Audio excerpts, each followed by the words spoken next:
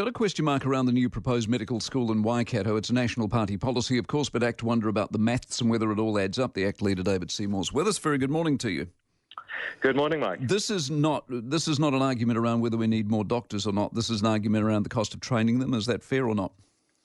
Yeah, it's absolutely an argument around how you get more doctors, but you've got to go through all of the questions before you decide how to do that. So, for example, would it make sense to increase the subsidies for GPs, as ACT's campaigned on, to stop them leaving? Would it help to change the funding formula, which frustrates a lot of doctors? And anecdotally, while many work every hour God gives them, there's others who actually look at the formula and say it makes sense to work fewer days per week for lifestyle reasons. Would it make sense to expand the two very good medical schools we've got before we eat the fixed costs on creating a new one?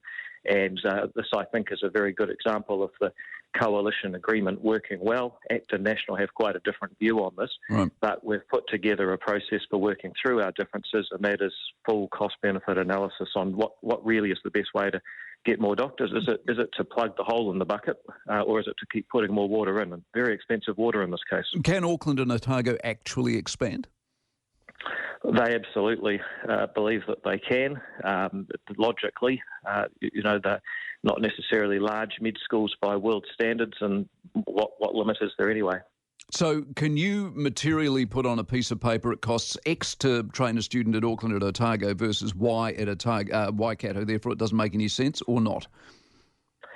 Well, that's the job of the cost-benefit analysis and the government's commissioned people to do it. They had a go at it. We pointed out that they hadn't actually counted the cost of training specialists, only the cost of training GPs, which we thought was not quite right.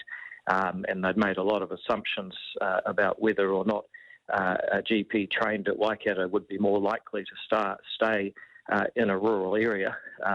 We pointed out that Hamilton is not actually a rural area anymore, and Auckland and Otago have extensive training schemes where GPs train in the community anyway, including, ironically, in Hamilton.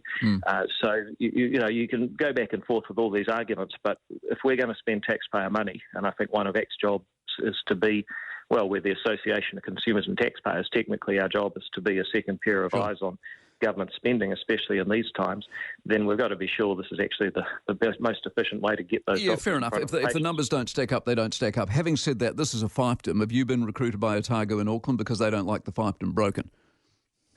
No, I got recruited by Auckland about 24 years ago, but I've been lobbied by all three universities, and my loyalty is not to any of the three, it's to the taxpayer. If anything, I look at the way the University of Auckland's behaving. Devaluing my degree, we were 42nd in the world when I was there. Now we're 150th because of the unending crap that they insist on teaching students instead of actual, science and academia. I'd probably be, if I was prejudiced, it'd be against Auckland. No, you got me going now. That course next year that they're going to make you take in Maori, why are you part of a government that allows that bollocks to come to pass? Mainly because the government has pretty limited ability to influence universities. They're self-governing entities. We are putting in place laws that say they have to have a free speech policy. I know Penny Simmons, our Minister for Tertiary, is as quickly as possible. Yeah, she did nothing. Appointing better people to the boards. Yeah, well, she's just about had a year. But I just make the point to a lot of people, people say, why haven't you changed everything? If this was Pyongyang, I would have. But as a New Zealander, I actually want to live at a society with independent institutions that can act on their own terms with some trust in society, even if I don't agree with everything that every institution's doing right now. So can we change it? Yep. Can we change it right away? No. Would I want to live in a society where a politician like me could change every institution straight away? Definitely not. Good to see you. David Seymour, ACT Party leader. By the way, if you haven't followed, if you're on social media, I was alerted to it yesterday because I'm not on social media. ACT are now sticking up what they call the bridge walk. And the bridge walk is when the politician leaves the offices and goes to the parliament and the media gather around them and start firing off 100 different questions. So ACT are now filming that as an exercise. And if you ever want to see just how unhinged some of the media in this country are, it's the stuff they'll never put on the television at night.